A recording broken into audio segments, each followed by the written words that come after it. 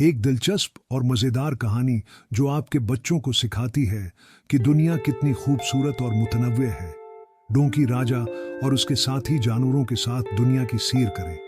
अरब के सहराओं से लेकर पेरिस की गलियों तक और चीन की रंगीन सकाफत तक उनकी सैर मज़े से भरपूर थी। जंगल में सब जानवर खुशहाल जिंदगी गुजार रहे थे। डोंकी राजा की हुकूमत में हर कोई अपनी अपनी जिम्मेदारियां समझ चुका था और अमन व तरक्की का दौर दौरा था। एक दिन दरबार में लालची लोमड़ा बोला, जहां पुनः हमने अपने जंगल को तरक्की दे दी, अब दुनिया की सैर करनी चाहिए ताकि और सीख सके। डोंकी राजा को यह ख्याल पसंद आया और उसने दुनिया के मशहूर शहर घूमने का फैसला किया। उसने अपने चंद खास साथियों को मुंतखब किया, जिनमें शरारती बंदर, सुस्त हाथी, चालाक तोता और मुकार लोमड़ा शामिल थे। सब ने मिलकर तैयारी की और अगली सुबह जंगल के सब जानवरों के नारे और तालियों के दरमियान रवाना हो गए। सब ने उनको नेक ख्वाहिशात के साथ रुखसत किया। सबसे पहले वो अरब के सहराओं में पहुंचे, जहां ऊंट बादशाह ने उनका शानदार इस्तकबाल किया। बंदर ने जैसे ही गर्म रेत पर कदम रखा, वो अच्छलकर चीखा, जहां पुनः ये जगह तो जल रही है। और डोंकी राजा की हालत भी पतली हो रही थी। प्यास की शिद्दत से सबका बुरा हाल हो गया और ऊंट से पूछने लगे, तुम यहाँ कैसे रह लेते हो? ऊंट ने कहा, ये अल्लाह की कुदरत है जिसने मुझे ऐसा मुनफरिद बनाए।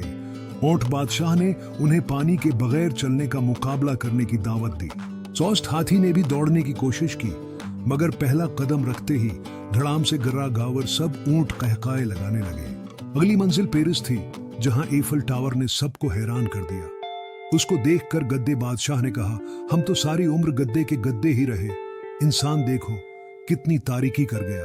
बंदर ने टावर पर चढ़ने की कोशिश की, मगर पुलिस ने आकर सबको रोक लिया।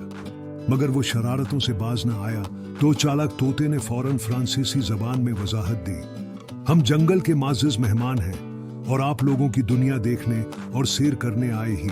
मकार लोमड़ा ने वहां के मजेदार खानों पर नजर जमा ली और एक सांप से छिपकर खाने की कोशिश की, मगर दुकानदार ने पकड़ लिया और वहां से चलता किया।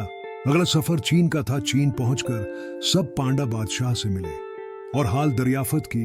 वहां ड्रैगन डांस हो रहा था और जानवरों की टीम ने भी इसमें हिस्सा लेने का फैसला किया। जैसे ही सुस्त हाथी ने ड्रैगन के लिबास में घुसने की कोशिश की, वो बीच में ही फंस गया और पूरा लिबास फट गया। ये नजारा देखकर सब पांडे हंसने लगे और कहने लगे, ये सबसे मुनफरिद ड्रैगन है जो हमने देखा। वापसी पर सबने सीखा कि मुख्तलिफ जगहों की तहजीब को समझना, मुख्तलिफ हालात में सब्र करना और एक दूसरे के साथ मिलकर चलना बहुत जरूरी है। इसके बगैर हम कामयाब नहीं हो सकत। जंगल में पहुंचकर राजा ने सबको अपने तजुर्बात सुनाए, जिसे सुनकर सब जानवर हंसते भी रहे और हैरान भी होते रहे। आखिर में राजा ने ऐलान किया, हमारी अगली मंजिल चांद पर जाने की तैयारी होगी, ताकि हम वही इंसानों की सारी मालूमात रख सकें और चांद और सैयारों पर होने वाली कामयाब जिंदगी का हिस्सा बनना है, क्योंकि ये हमारा भी हक है कि एलोन मस्क की बनाई गाड़ी और हर सहूलत को इस्तेमाल करके इंसानों के शाना बशाना चलना है।